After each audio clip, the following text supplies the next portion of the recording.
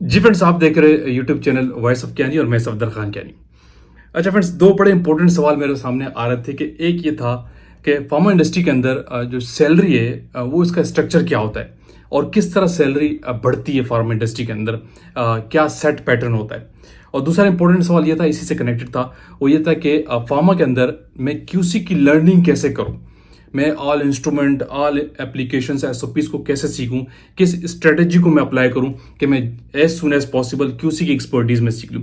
तो आज इस वीडियो में मैं आपको इन्हीं दोनों क्वेश्चन को क्लियर करता हूं, क्योंकि दोनों क्वेश्चंस का रिलेशन एक दूसरे के साथ है। मैं भी आगे चल के आपको बताता हूं, क्योंकि जो सैलरी स्ट्रक्चर है वो और क्यूसी लर्निंग जो है ये कैसे किस वे में आप सीखते हैं और कैसे आपकी सैलरी बढ़ती है, ये दोनों चीज़ों को जाना फोकस एक ही है। तो इसीलिए मैं दोनों क्वेश्चन को एक साथ आज कर रहा हूं। मैं आपको बताता हूं कि कैसे ये दोनों चीज़ आप अडॉप्ट कर सकते हैं, कैसे इनको आगे लेके आप जाते हैं। देखिए, सबसे पहली बात जो है, फार्मा इंडस्ट्री के अंदर सैलरी स्ट्रक्चर टोटली बेस्ड करता है आपकी ऑर्गेनाइजेशन पे और आपकी परफॉर्मेंस पे। परफॉर्मेंस ही आपकी क्यों ना हो, लेकिन अगर आपकी ऑर्गेनाइजेशन ठीक नहीं है तो भी आपकी सैलरी स्ट्रक्चर वो नहीं मिलता आपको जो आपको होना चाहिए। नॉर्मली जो कैंडिडेट्स फ्रेश होते हैं 40K 35K 45K पे भी चले जाते हैं और किसी को 25K भी नहीं मिल रहा होता। ये वजह क्या होती है कि टोटली बेस कर रहा होता है आपके ऑर्गेनाइजेशन पे। कुछ ऐसे कैंडिडेट्स है 5 ईयर्स के बाद भी जो उनका सैलरी स्ट्रक्चर होता है एज कम्पेयर टू जिनका करियर 2 साल का होता है, उनसे ज़्यादा सैलरी स्ट्रक्चर पे होते हैं। इसकी वजह क्या होती है, उनकी ऑर्गेनाइजेशन। तो सैलरी स्ट्रक्चर जो बेस करता है आपके परफॉर्मेंस अपनी जगह है, वो काउंट होती है, नो डाउट आपका प्रेजल जाता है, आपके केपीआईज की बेस पे आपका प्रेजल जाता है, लेकिन ये सारी चीजें काउंट होती है अगर आपकी ऑर्गेनाइजेशन अच्छी है। अगर आप किसी बड़ी ऑर्गेनाइजेशन में काम कर रहे हैं, सिस्टमेटिक वे में काम कर रहे हैं, आपकी लर्निंग अच्छी के चांसेस के साथ साथ जहां पे आपका मल्टीनेशनल का सिस्टम हो, सेट बेस्ड कंपनी ना हो, तो वहां पे आपकी जो लर्निंग होती है किसी लोकल कंपनी में आपकी नहीं होती, और वहां पे जो आपको सैलरी स्ट्रक्चर मिलता है किसी लोकल कंपनी में आपको नहीं मिलता।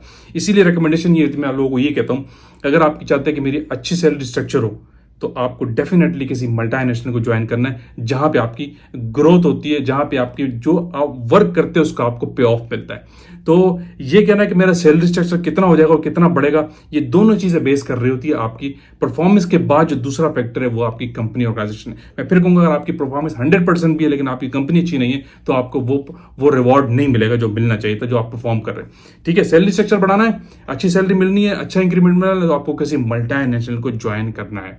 अंडरस्टूड बात है, ठीक है। और जहां पे आपको एक एक चीज काउंट होती है, स्टेप बाय स्टेप आपको वैल्यूड किया जाता है, किसी छोटी जगह पे नहीं होता। तो तो दूसरा इंपॉर्टेंट चीज थी कि मैं चीजें कैसे सीखूं, क्यूसी के चीजें कैसे अपनी चीजों पर कमांड कर लूं। तो ये बड़े इंपॉर्टेंट सवाल है कि क्यूसी की एक्सपर्टीज आप कैसे हासिल करें। इसमें भी बहुत सारे मैटर्स है। ये भी रिलेट करता है डायरेक्टली मल्टीनेशनल ऑर्गेनाइजेशन के साथ। एक बात मेरे हमेशा याद रखे, जो सिस्टम, जो लर्निंग, जो डेवलपमेंट आपकी मल्टीनेशनल में होती है किसी लोकल कंपनी में नहीं हो सकती। मैं ये ओपनली कहता हूँ लोगों को, जो कैंडिडेट्स होते हैं, जो कोलीग्स होते हैं। क्यों? उसकी वजह क्या है कि क्या चीज़ें होती है जो आप मल्टीनेशनल में सीखते हैं जो आप लोकल कंपनी में नहीं सीख सकते, जो आपको नहीं मिलता। लोकल कंपनी के अंदर आपको वो स्ट्रक्चर नहीं मिलता, वो बिल्ड सिस्टम ही नहीं मिलता जिसकी बेस पे आप आगे जा सके। ये सारी चीज़ें आपको किसी अच्छी वेल नोन ऑर्गेनाइजेशन के अंदर होती है। अगर आप एज सुन एज पॉसिबल किसी मल्टीनेशनल को ज्वाइन कर लेते हैं तो आप ये सारी क्यूसी की एक्सपर्टीज जल्दी सीख सकते हैं, आप सिस्टम सीख जाते हैं। आपकी कंपनी के अंदर जो वर्थ होती है ना, वो आपके सिस्टम की बेस पे होती है। अगर आपको कंपनी में काम करने के लिए सिस्टम्स नहीं पता, आप काम ही नहीं कर सकते। लोकल कंपनी में क्या होता है, आप एचपीएससी लोकल में भी चला रहे होते, मल्टीनेशनल में भी चला रहे होते, लेकिन लोकल कंपनी में एचपीएससी चलाने में और मल्टीनेशनल एचपीएससी में चलाने में कंपनी में बड़ा फर्क होता है। मैं अभी आपको बताता हूँ, मैं कुछ पॉइंट्स बताता हूँ कि आपको क्या लर्निंग मिलती है, आपको बड़ी जगह पे, अच्छी जगह पे कैसे आप चीजें सीखते हैं, क्यूसी की एक्सपर्टीज कैसे आप सीख लगते हैं। एक तो फैक्टर ये कि आप कंपनी को टाइम देते तो भी सीखते हैं, लेकिन छोटी जगह पे आप नहीं सीख सकते क्यों? सिस्टम नहीं होते।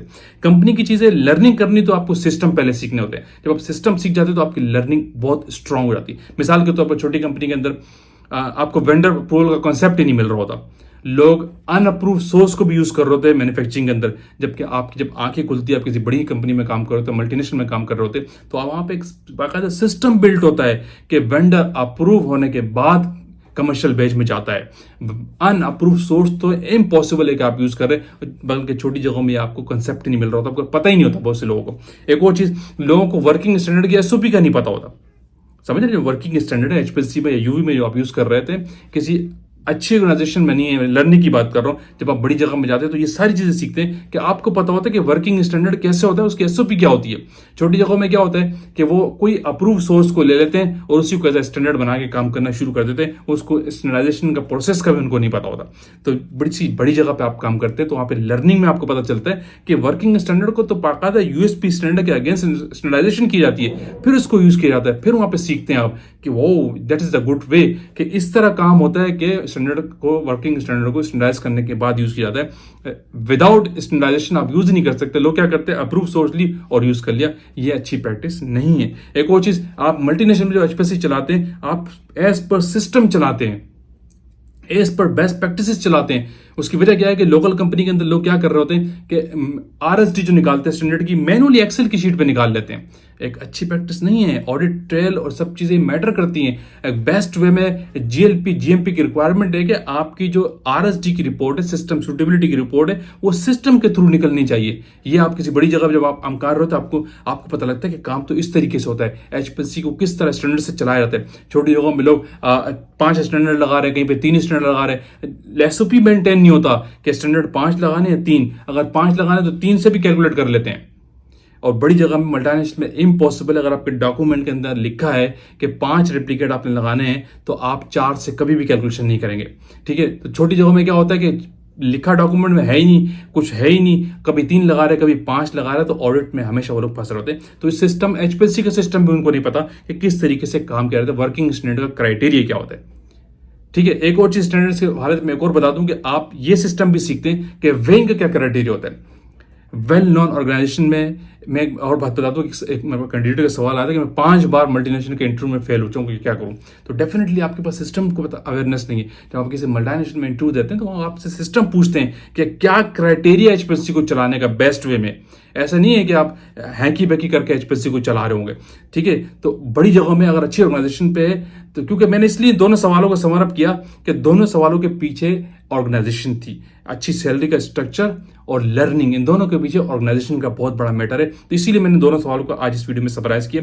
एक और चीज मैं बता रहा था कि वेइंग क्राइटेरिया, जब किसी आप अच्छी जगह पे काम करते हो तो आपको पता चलता है कि वेइंग का क्राइटेरिया क्या है। लेट्स सपोज आपको लिखा है कि स्टैंडर्ड का वेट 50 मिलीग्राम लिखना है। अननोन जगहों में जहाँ पे सिस्टम बिल्ड नहीं होते हैं, लोग हैकी वैकी पे काम कर रहे होते हैं, उनको नहीं क्राइटेरिया पता कि 50 मिलीग्राम लिखा है तो वो 52 मिलीग्राम भी ले लेते, 55 मिलीग्राम भी ले लेते। जबकि इसमें भी एक क्राइटेरिया सेट है। किसी वेल ऑर्गेनाइजेशन में जाएंगे तो वहां पे सिस्टम बिल्ड है, उन्होंने लिमिट बाउंड दी हुई है। अगर 50 मिलीग्राम दिया तो प्लस माइनस इससे ज्यादा आप वेट ले नहीं सकते, क्योंकि लोग क्या कहते हैं कि 50 मिलीग्राम लिखा है, अगर हम 51 भी ले लें तो क्या हुआ, हम तो कैलकुलेशन में लगा देंगे।